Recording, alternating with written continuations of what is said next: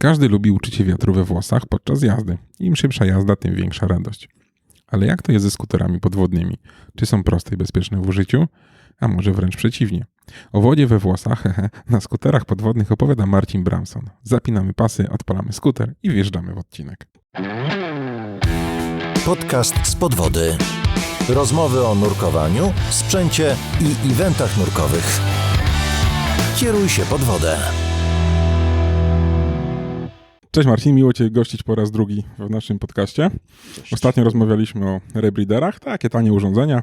To dzisiaj lecimy w kolejne tanie urządzenia, czyli skutery. Czyli powoli staje się specjalistą od tanich rzeczy. Tak, no całe nurkowanie jest tanie, więc sobie porozmawiamy. No właśnie, skuter nurkowy. Co to jest, po co to komu? To jest bardzo dobre pytanie, tylko by trzeba było zacząć może od samego początku, bo po co komu nurkowanie? Oj tak. Więc jak już ktoś wie, po co nurkowanie, to wie, że w nurkowaniu jest bardzo dużo fajnych gadżetów, które się kupuje, żeby mieć.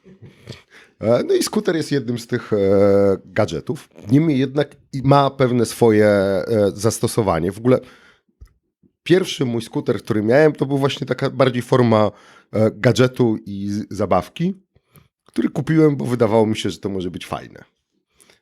Było fajne, ale przez chwilę. I dopiero w momencie, jak mogłem, czy miałem możliwość wykorzystania skutera jako narzędzia, zorientowałem się, że to nie tylko jest zabawka, ale daje bardzo dużo korzyści. Mówisz, że jako narzędzie, to, bo mi się wydawało, że skuter to właśnie taki gadżet. Dzisiaj widziałem, tak Lidl chyba nawet sprzedawał skutery nurkowe, nie? No to co to za narzędzie? Co się z nim robi? Po co on jest? Pierwsza podstawowa rzecz służy do przemieszczania. No, to jest takie bardzo, bardzo oczywiste i chyba każdy zauważył, że skuter służy do przemieszczania. Ale wraz z przemieszczaniem się za pomocą skutera przychodzi nam wiele dodatkowych zalet tego przemieszczania.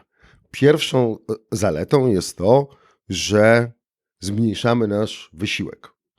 Tak więc jest to dość duża różnica w stosunku do poruszania się z płetwy. To łatwo porównać, bo ostatnim czasem bardzo się popularne stały elektryczne hulajnogi. No. I każdy woli sobie wypożyczyć za grosze elektryczną hulajnogę i podjechać, niż iść na piechotę. Tak? I tu jest bardzo, bardzo podobne. Ale za tym, że zmniejszamy wysiłek, idzie kilka dodatkowych rzeczy. Pierwsza, bardzo istotna, zmniejszamy nasze zużycie gazu. No bo skoro robimy mniejszy wysiłek, mamy mniejsze zapotrzebowanie na tlen, czyli ten gaz, którym oddychamy, w którym jest jakaś tam zawartość tlenu, mniej zostaje przez nas zużyty. Kolejna rzecz powiązana z tym zużyciem jest to, że również mniej produkujemy dwutlenku węgla, co przy nurkowaniach, zwłaszcza głębokich, albo z dużą ilością sprzętu, zmniejsza ryzyko retencji dwutlenku węgla. To takie podstawowe rzeczy. Ale dodatkowo mamy jeszcze łatwość poruszania się w sytuacji, gdzie jest prąd. No bo pewnie każdemu nurkowi zdarzyło się prędzej czy później zanurkować w miejscu, gdzie jest prąd. I płynięcie pod prąd nie należy do atrakcyjnych rzeczy. Nawet jak ten prąd jest mały, no to jednak trzeba duży wysiłek w to włożyć i dość drastycznie wzrasta nam zużycie gazu. Czasami ten prąd potrafi być na tyle duży, że nasze przemieszczanie jest bliskie staniu w miejscu, więc atrakcja żadna. Skuter rozwiązuje ten problem praktycznie w 100%, bo parę razy mi się zdarzyło, że nawet na jednym z wyższych biegów skuter stał w miejscu, bo był taki prąd. Tak. W zeszłym roku pod koniec listopada na Wisie nurkowaliśmy na Wasiliosie. No i prąd był taki. Skuter, który ja używam, ma 9 biegów do przodu. Na 6. biegu stał w miejscu. Więc taka była skala prądu, ale gdyby nie skutery, w ogóle nie byłoby szans zrobienia tego tego nurkowania, a tak nie dość, że zrobiliśmy nurkowanie, bo się udało schować, na skuterach dopłynąć, żeby schować się z drugiej strony wraku i coś tam sobie ponurkować, to jeszcze potem w bezpieczny sposób mogliśmy wrócić w stronę brzegu i znowu znaleźć takie miejsce, gdzie można było się schować i bezpiecznie wynurzyć. Więc wbrew pozorom skuter też zwiększa bezpieczeństwo. Czy w takim skuterze jest jeszcze jakiś, nie wiem, system nawigacji w razie czego? Jest taka opcja, Okej. że do skutera można dołożyć nawigację. Oczywiście to nie są rzeczy standardowe, to trochę jak z nawigacją w samochodzie. W dzisiejszych czasach większość samochodów ma, ale to nie jest tak, że człowiek idzie, kupuje i ta nawigacja jest. No, jest to dodatkowy gadżet nurkowy, który można sobie kupić. Czy pewnie jeszcze dodatkowe oświetlenie do skutera? No, można zamontować oświetlenie, można zamocować Teraz mi powiesz, że klimę jeszcze. no klimę nie, ale ogrzewanie. O, Można ze skutera zasilać ogrzewanie i z takich fajnych gadżetów to ja na przykład mam możliwość do mojego skutera podłączenia i mam to patelnię, czajnik, ekspres do kawy i suszarkę do włosów. ale... A i jeszcze mam mini karczera, więc mogę ze skutera umyć samochód w warunkach polowych. Okej.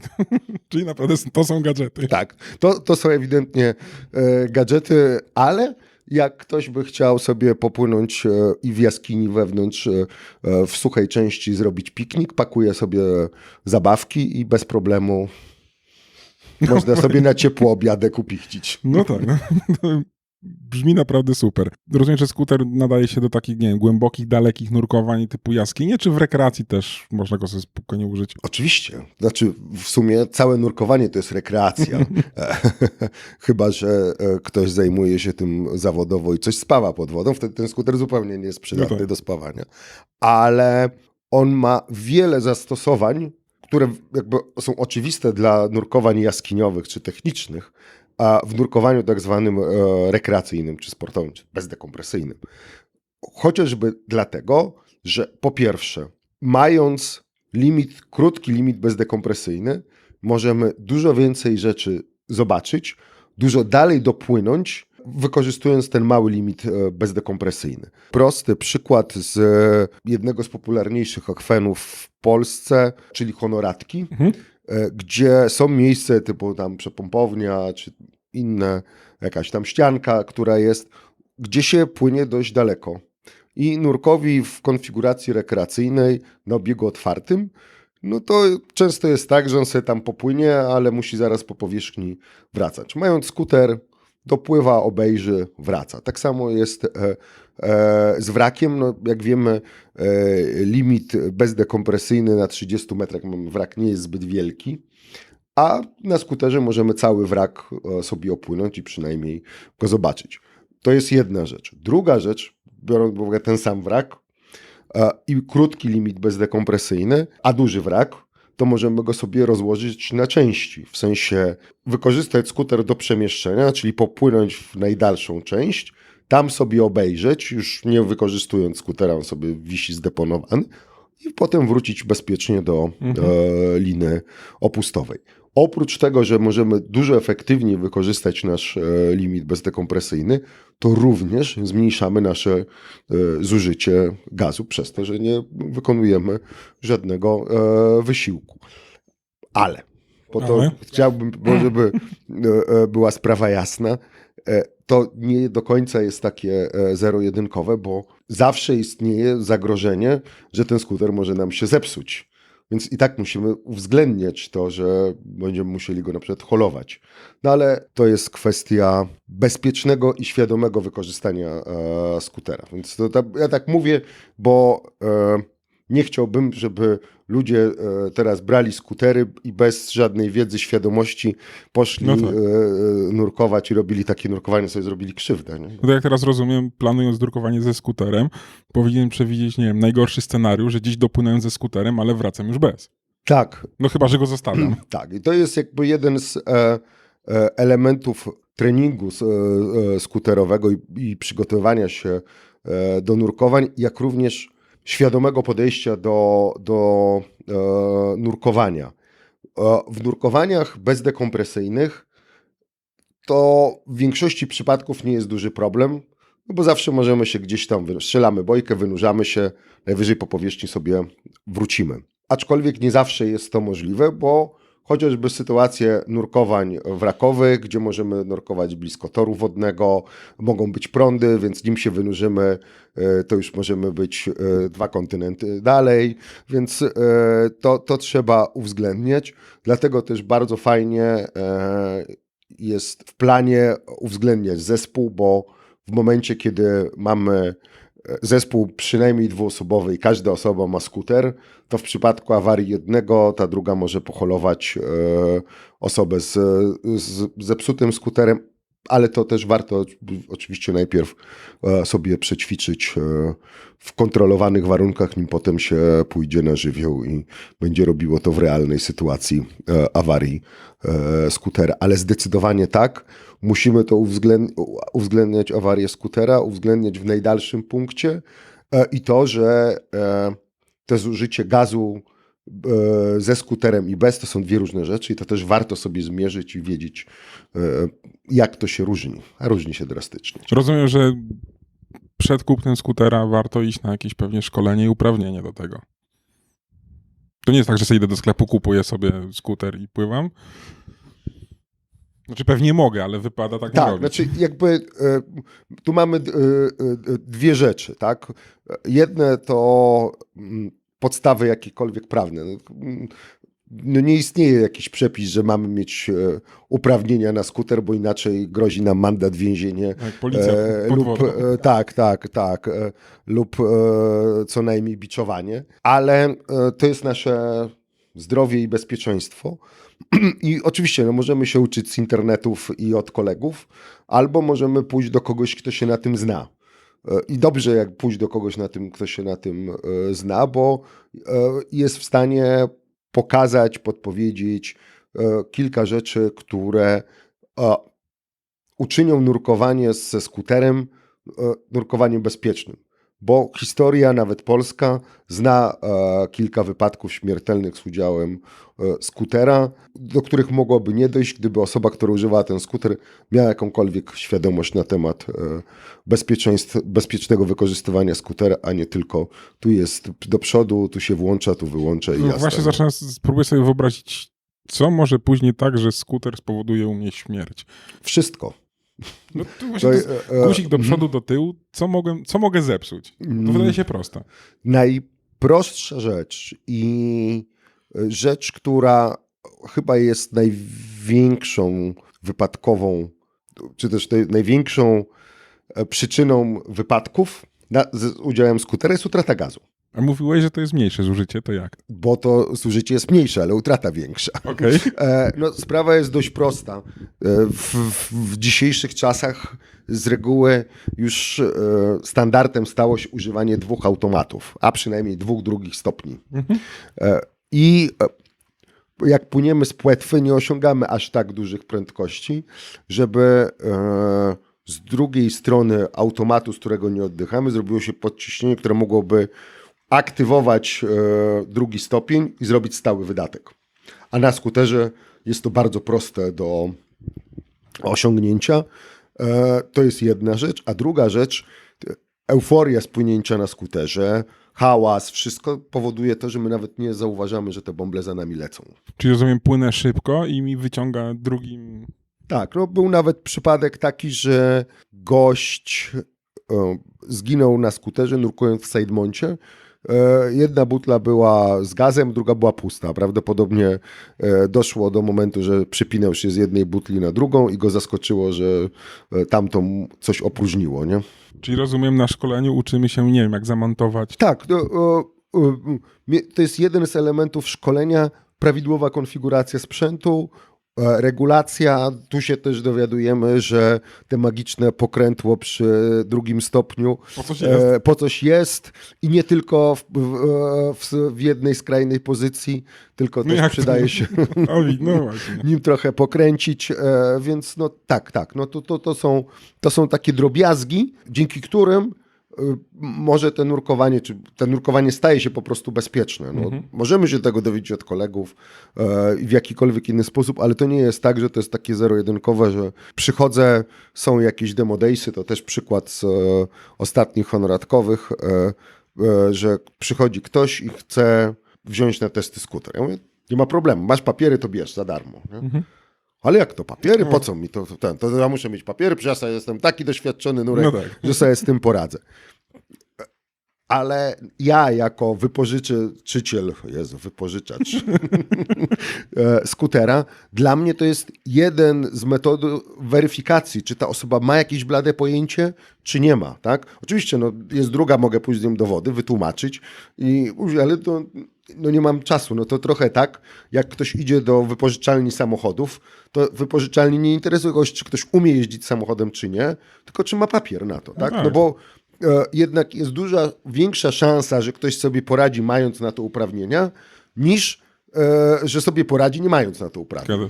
No więc tak to wygląda. Więc szkolenie obejmuje zakres konfiguracji sprzętu, zakres wszystkich niebezpieczeństw i planowania nurkowania i rozwiązywania sytuacji awaryjnych, bo na skuterze to trochę wszystko jest bardziej dynamiczne. Bo po pierwsze, jednym z bardziej trudnych elementów jest utrzymanie zespołu, płynąc na skuterze.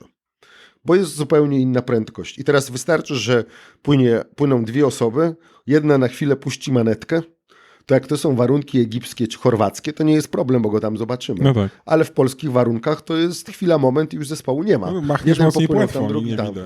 Jest coś jak prawidłowa pozycja. To na skuterze, czy prawidłowe prowadzenie skutera, to jest mega duży problem, który ja zauważam pod wodą, że jest bardzo dużo nurków wykorzystujących skutery, ale nie do końca wiedzących, jak to prawidłowo robi. To widać pod wodą, nie? Jakby po pozycji. I to też jest to, z czym ja się często zacząłem spotykać, że dużo nurków nie korzystających ze skutera narzeka na tych ze skuterem, że nie zwracają na nich uwagi albo że psują widoczność.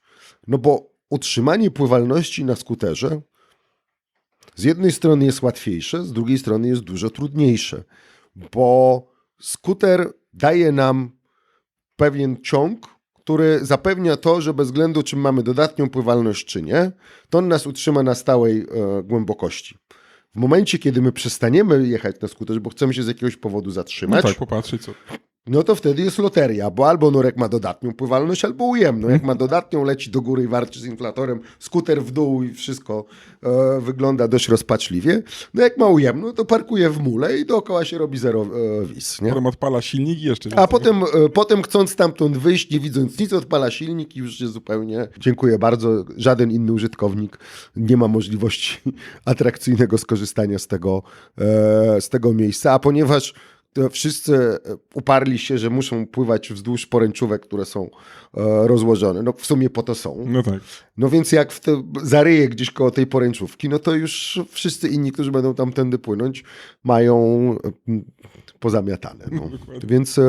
Więc ja bym tutaj chciał, żeby nurkowie skuterowi mieli trochę większą świadomość, nie tylko na temat własnego skutera, ale tego, że nie są jedyni w tym akwenie i warto potrenować te techniki pływania na skuterze, pozycję, dobrą konfigurację, po to, żeby i być bezpiecznym i też innym nie psuć warunków. Mówi, że potrenować pozycję na skuterze, to ci, co nie pływali na skuterach, bo nie wiedzą, jak to wygląda, to się siada tak jak na motocyklu, czy to inaczej się pływa? Czy to ciągnie mnie? Jak to działa? To ciągnie. Nurek jest przypięty do skutera albo skuter do nurka, to zależy od punktu widzenia, ale skuter nas ciągnie i nie za rękę, a za uprząż, która jest przypięta do takiego specjalnego deringu skuterowego. Okay. To też jest jak pewien kłopot, bo jackety rekreacyjne nie posiadają pasa krocznego i nie posiadają takiego magicznego deringu i to troszkę jest wtedy utrudnione, ale są specjalne uprzęże, które można dokupić oddzielnie. Czyli lepiej skrzydło, tak? Tak, no ja osobiście jestem od lat zwolennikiem konfiguracji, która jest sprawdzona, czyli nie jacket, ale zwykła uprząż z płytą i z workiem. I pas kroczny jakąś liną do skutera. Tak, pas kroczny, przy nim jest D-ring, który do skutera jest uprząż ze sznurka, na końcu jest karabinczyk, przypinamy. Uprząż jest regulowana, musimy sobie ją wyregulować pod nasze potrzeby, nasz wzrost, długość rąk i tak dalej. To nie jest tak, że ja trzymam skuter i on mnie ciągnie. Nie, on nas ciągnie za pas kroczny. Oczywiście tam są różne gadżety, które można sobie zrobić, żeby było wygodniej i pas kroczny nie powodował, że nam oczy się przyklejają do maski, ale to już są szczegóły, które możemy na razie pominąć. I to jest jakby jedna rzecz. Ale mamy dwie dodatkowe rzeczy. Pozycja do płynięcia na skuterze jest zdecydowanie inna niż pozycja, którą my się uczymy utrzymać pod wodą. Okay. No bo chociażby nogi muszą być proste. To nie do końca jest takie naturalne dla nurka, który nawet wiele lat nurkował, bo był zawsze uczony pozycji ze zgiętymi kolanami o 90 stopni, a tu nagle te nogi muszą być proste. To znowu wymaga tak ustawienia sprzętu, żeby ten trym również był neutralny w takiej pozycji, tak? Kolejną rzeczą jest miejsce, w którym ten skuter ma być. A tak naprawdę chodzi o strugę, która wylatuje ze skutera i ta struga powinna być pod nurkiem. No, mogłaby być nad nurkiem, ale ciężko byłoby skuter trzymać w ten sposób.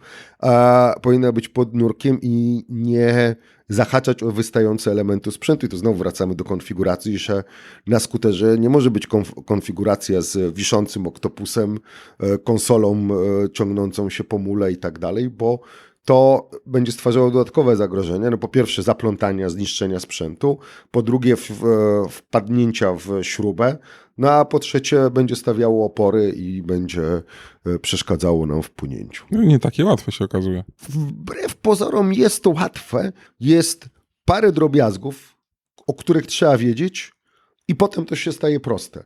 I tu znowu pojawia się rzecz, o którą, można powiedzieć, ja walczę od lat, żeby uczyć się od początku prawidłowych rzeczy. Bo jeżeli my na kursie OWD nauczymy się prawidłowej konfiguracji, czyli to, że to ma być streamline, nie mogą odstawać nam rzeczy żadne na zewnątrz, to potem, jak ktoś się uczy na skuterze, to nie jest zaskoczony, że ojej, to teraz nie mogę tak mieć, a mnie uczono, że przecież to nie przeszkadza, jak mi tak dynda, nie? Oczywiście, są sytuacje, kiedy to nie przeszkadza aż bardzo poza estetyką, ale są sytuacje, kiedy jest to wręcz niebezpieczne. Nie? Więc ja zawsze zachęcam do tego, że mimo, że coś może być niewygodne na początku, to żeby od początku uczyć się czegoś w sposób prawidłowy, bo nie wiadomo, jak się poczosą nasze losy nurkowe. I problem, ja to wiem z własnego doświadczenia, że rzeczy, których byłem źle nauczony wcześniej, czy źle się nauczyłem, to jest dużo trudniej później naprawić, niż nauczyć się od początku prawidłowo. Nie? Prosta rzecz, jak przypinanie manometru na odpowiedniej długości wężyku do D-ringu biodrowego, a nie spiętego do wężyka od suchego, albo nie daj Boże do inflatora, żeby tutaj dyndał, to jeżeli się nie nauczymy od razu, to potem ta nasza pamięć mięśniowa już jest trochę zepsuta. Do innej konfiguracji musimy się wszystkiego uczyć od początku. To takie drobiazgi, ale... Taki skuter nurkowy, jego się jakoś wyważa? On jest dodatnie, ujemnie wyważony? Jak to wygląda? Idea jest taka, że skuter powinien być neutralny. Czyli bez względu na to, gdzie jesteśmy, powinniśmy go odstawić w wodzie i on powinien w tym miejscu, gdzie go położymy w tej wodzie, tak sobie wisieć. Okay. Powiedziałbym wszystkie, ale nie znam wszystkich. Większość skuterów ma system do wyważania i do trymowania. Ze skuterem jest identycznie jak z nurkiem.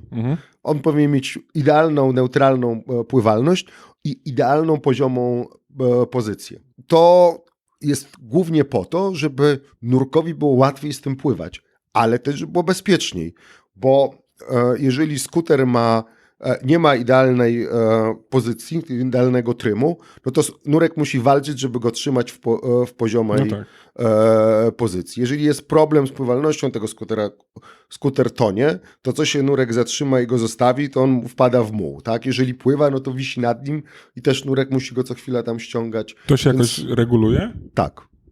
Jest taki, każdy producent ma jakiś tam swój system trymowania i wyważania. To jest o tyle kłopotliwe, że powinniśmy, chociaż nie bałbym się użyć słowa musimy, musimy go, ten skuter wyważyć do zasolenia wody, czyli braku. To nie jest tak, że nurkując w jednym jeziorze musimy wyważyć potem do drugiego jeziora. Nie, jakby jeżeli nurkujemy w wodzie słodkiej, raz wyważymy, jest okay. powinno być cały czas ok. Problem jest, jak na przykład mamy skuter wyważony na polskie warunki, a jedziemy do Chorwacji, no to cała zabawa z wyważeniem zaczyna się od początku i no trzeba tam z tą godzinę poświęcić na to, żeby go wyważyć. No jest to trochę pracochłonne, ponieważ ten cały system wyważania w większości przypadków jest wewnątrz skutera i trymowania. Więc my musimy go rozebrać, dołożyć odpowiednią ilość, zamknąć i sprawdzić w wodzie, czy to zadziała, czy nie działa. I potem wyjść. Z reguły nie działa, więc musimy wyjść i tak naście razy zrobić. Jak ktoś ma swój własny skuter i często z nim podróżuje, to ma takie jak ja, tabelkę, Chorwacja, pozycja baterii taka, tyle i tyle balastu i przyjeżdżam, montuję i to sprawę załatwia, przynajmniej upraszcza, chociaż ta lista coraz bardziej się rozbudowuje, ponieważ jest Chorwacja z kamerą, Chorwacja z kamerą z oświetleniem, Chorwacja bez niczego, Chorwacja z kamerą, oświetleniem, nawigacją, Chorwacja tylko z nawigacją, bo każdy element, który my dokładamy do skutera albo ściągamy, wpływa na dwie rzeczy, na pływalność i na trym. No. Więc to też nie jest tak, że możemy sobie bezkarnie coś dołożyć i iść do wody, bo za każdym razem powinniśmy sprawdzić, czy po dołożeniu elementu albo zdjęciu jakiegoś elementu, jak to bardzo wpływa na trym i pływalność naszego skutera. No, takich ludzi ze skuterami trzeba czekać, aż się przygotują do pływania. Powinni dzień zacząć troszkę wcześniej. Chyba tak. No właśnie, bo to trzeba jeszcze pewnie naładować taki skuter. Tak. I to jest przede wszystkim różnica między skuterami, a tak naprawdę różnica między ceną skuterów. I tu znowu myślę dobra analogia do hulajnóg, które można sobie kupić. I hulajnogi elektryczne też mają, podobnie jak samochody, dość dużą rozpiętość cenową. Jednym z czynników jest czas pracy. I krótko mówiąc, czym dłuższy czas pracy, tym takie urządzenie będzie droższe, no bo to baterie stanowią chyba 60% wartości takiego skutera. Są skutery, które działają po 6 godzin i więcej, ale są skutery, które działają po 40 minut, tak jak wspomniane, nie wiem, to mówiłeś o Tesco, czy tam Lidl, coś takiego. Lidl, tak. No to też czas pracy zależy od konfiguracji nurka, ilości sprzętu, pozycji, czy jest prąd, czy nie ma prądu, w sensie taki prąd w wodzie, nie w skuterze. Nie? Temperatura wody wpływa? Że w zimnej pewnie mniej te baterie się wycycają? Są tacy, co twierdzą, że na ogniwa litowo-jonowe temperatura nie do końca ma jakieś znaczenie, ale no nie są jakieś to duże wahania, ale zdecydowanie no, to ta sprawność w zimnej wodzie jest zupełnie inna niż w ciepłej. Nie? Długo się taki skuter ładuje? Właśnie, bo to było pytanie, które ja sprytnie pominąłem i zacząłem mówić w drugą stronę, na ile starcza. Bo chciałem dojść do tego, że czas ładowania zależy od wielkości baterii i czasu, na ile starcza. Oczywiście czym bateria dłużej starcza, tym dłużej się ładuje. Czym bateria na krócej, tym krócej się ładuje. I to jest jedno i też zależy od wielkości ładowarki. Są ładowarki, które ten sam skuter ładują w 6 godzin i są ładowarki, które ten sam skuter ładują w 3 godziny. Oczywiście to nie jest tak, że ta ładowarka, co ładuje w 3 godziny, ma same zalety, bo to też trochę zmniejsza żywotność akumulatorów, więc tu zawsze trzeba sobie odpowiedzieć na pytanie, na czym nam bardziej zależy, czy na czasie ładowania, czy na żywotności. Jeżeli my mamy skuter dla siebie do wykorzystania, i mamy skuter, który starcza nam na cały dzień, to, że on się ładuje 6 godzin nie jest problemem, sobie go na noc podłączymy, rano mamy naładowany, ale pewnie gdy to jest skuter, który stoi w wypożyczalni i chcemy go doładować między nurkowaniami, no to fajnie jakby się szybko ładował, nie? Więc to tutaj jest taka zależność. A szybko na takim skuterze się płynie? To znowu zależy od paru czynników. Pierwszy od samego skutera, bo są skutery, które pływają, są skutery, które pływają szybko, są takie, co pływają bardzo szybko i są takie, co dalają. Więc wybór jest dość duży i pewnie nie będzie też zaskoczeniem, że pewnie czym szybciej skuter pływa, tym drożej kosztuje. No tak. I więcej zużywa baterii. I ta bateria wtedy na krócej starcza, więc bateria musi być większa, więc skuter większy. Droższy. I taki droższy, i to taki mamy czarodziejski krąg. Jakie to są prędkości? To jest bardzo, bardzo różnie, bo w skuterach jest coś takiego jak prędkość przejazdowa. I to jest prędkość, którą dużo producentów stara się trzymać, podając parametry. Bo jakby porównując skutery, trzeba porównywać te skutery w tych samych warunkach. Tak? Czyli mamy tą samą prędkość, tą samą konfigurację nurka i mniej więcej wagę i rozmiar nurka.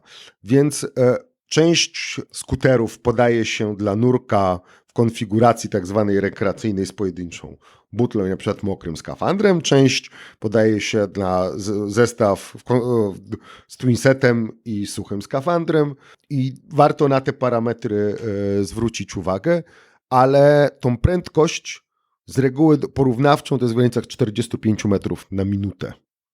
To jest taka uznawana jako prędkość przejazdowa, czy też porównawcza. Ale no, skutery jeżdżą 80 metrów na minutę i więcej nawet. Nie? To jest zdecydowana różnica w porównaniu z machaniem płetwami. Nie będę pytał, jak szybko płynąłeś. Taki skuter, rozumiem, fajna rzecz, droga rzecz, a jak wygląda z jego awaryjnością? Bo to jest kolejna rzecz, która, nie wiem, może się zepsuć, czy to są urządzenia, które się psują, czy one są na tyle w swojej prostej budowie, że tam nie ma co się za bardzo zepsuć? Jak każde urządzenie potrafi się zepsuć. Zwłaszcza, że to jest urządzenie mechaniczne, więc skoro kulka od łożyska potrafi się zepsuć, jedna a druga zgubić, to tym bardziej tak skomplikowane urządzenie jak skuter. Bo no, mamy parę elementów w skuterze, które są bardziej lub mniej technologicznie skomplikowane. No, z jednej strony mamy pakiet akumulatorów, który no, jak to pakiet akumulatorów zawsze ma prawo coś się w nim tam zepsuć. Nie są to przypadki, które są codziennością, ale nie, jakby no, najprościej było powiedzieć, to się nie psuje. No tak. Ale no, musimy zakładać, że w jakiejś skali to jednak do awarii dochodzi. Skutery mają silniki elektryczne, które też w jakiś sposób ma prawo się zepsuć. Nie? Nowoczesne skutery też mają elektronikę sterującą, która, no, jak każda elektronika, też może się zepsuć. Większość skuterów ma wał i uszczelnienie wału, bo to jest tak skonstruowane, że poza jednym producentem większość firm robi tak, że silnik z akumulatorem jest w środku obudowy, a śruba jest na zewnątrz. I no, śrubę musi coś napędzać, więc wychodzi z silnika wał przez obudowę, który się kręci i ten wał musi być uszczelniony, żeby woda nie lała się do silnika i do akumulatorów. I tak naprawdę to jest najsłabsze ogniwo w skuterach. Z tego powodu, że no też zależy od warunków eksploatacyjnych, bo czym więcej się nurkuje w jaskini, gdzie jest dużo siltu, piasku, takich różnych rzeczy, to ten zimmering, który jest tym uszczelniaczem, w cięższych warunkach pracuje. To też nie jest tak, że to się samo z siebie zepsuje, bo jak ktoś to serwisuje No tak, tak. regularnie, daje na przeglądy, no to będzie służyć wieki, ale no jak ktoś uważa, że to jest niezniszczalne, to może się kiedyś zdziwić. I co, wtedy przecieka taki skuter pewnie? Tak. No A są jakieś ogólnie czujniki wtedy, czy po prostu się wyłączy? tu mogą nastąpić dwie rzeczy. Pierwsza, taka chyba dość oczywista, że po prostu przestanie działać. Jeżeli to będzie słona woda, a w środku jest sporo elektroniki, to przestanie działać dożywotnio. To już jest skuter, który ma ładną obudowę, ale Na to, co ścianie jest sobie drogie w powiesić. środku, można wyrzucić na śmieci. Ale to jest najmniejsze zagrożenie, bo to są tylko pieniądze. Kłopot jest taki, że ten skuter ma neutralną pływalność dzięki temu, że w tej tubie, w której jest silnik i akumulator, jest powietrze. W momencie, kiedy tego powietrza nie ma, ten skuter przestaje mieć neutralną pływalność i zaczyna mieć ujemną. Więc jeżeli taki skuter na powierzchni, w zależności od rodzaju skutera, ale no w dzisiejszych czasach taki skuter to jest między 16 a 20 parę kilo, więc zakładamy optymistyczną wersję, że to jest 16-kilogramowy skuter, więc w momencie, kiedy się zalewa, ni stąd, ni zowąd dostajemy 16 kg ujemnej balastu. pływalności, więc to jest całkiem niezła kotwica i wszystko zależy od tego, jak daleko jesteśmy od dna i jak szybko zareagujemy, żeby się tej kotwicy pozbyć, a przypominam, my jesteśmy do niej przypięci, czy też ona do nas. Właśnie, da się szybko odpiąć? Da się, to też jest jakby element szkolenia. O. A ile trwa takie szkolenie? Z punktu widzenia formalnego szkolenia są podzielone na 3, może nie koniecznie etapy, ale 3 różne szkolenia, bo mamy szkolenie podstawowe, czyli uczące, co to jest skuter i jak bezpiecznie na nim nurkować. Mamy szkolenie z wykorzystania skutera do nurkowań dekompresyjnych, bo to też jest zupełnie coś innego. I też był w Polsce wypadek, że bardzo doświadczony nurek trimixowy zginął i prawdopodobnie powodem tego był to, że chyba pierwszy raz robił takie nurkowanie ze skuterem, bo problemy były dekompresyjne po tym nurkowaniu. A trzecie szkolenie jest szkoleniem jaskiniowym, czyli jak bezpiecznie wykorzystać skuter w jaskini. Tam jest bardzo dużo rzeczy związanych z planowaniem, zabezpieczeniem, no bo tam jest najwięcej zagrożeń wynikających z awarii skutera. W wodzie otwartej, nawet jak to jest nurkowanie dekompresyjne i zepsuje nam się skuter, no to zawsze gdzieś się wynurzymy i tą dekompresję zrobimy. Może nie dopłyniemy do linii opustowej, a strzelimy własną bojkę, będziemy się wynurzać, najwyżej będą nas szukać po morzu i oceanach przez lata, ale jesteśmy w stanie się w jakiś sposób wynurzyć.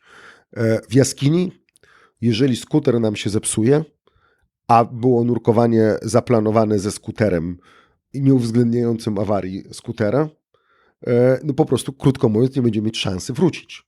No bo skuter powoduje nie tylko to, że my mniej zużywamy, ale my jesteśmy 3, 4, 5 razy dalej niż byśmy byli z płetwy.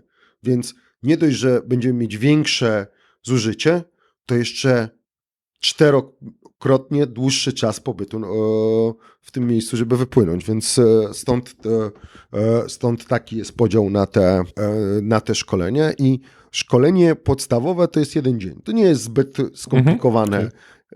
To są 2 nurkowania, sporo teorii, konfiguracji. To też tu bardziej zależy to podstawowe szkolenie od tego, jaki to był nurek. W sensie, jakie umiejętności i nawyki przyniósł sobą na to szkolenie. Tak? Bo jeżeli, tak jak na samym początku mówiłem, jeżeli starał się w miarę prawidłowo podchodzić do konfiguracji, trymu, pływalności, no to szkolenie pójdzie gładko, szybciutko i ten 1 dzień jesteśmy w stanie bez najmniejszego wysiłku zrobić.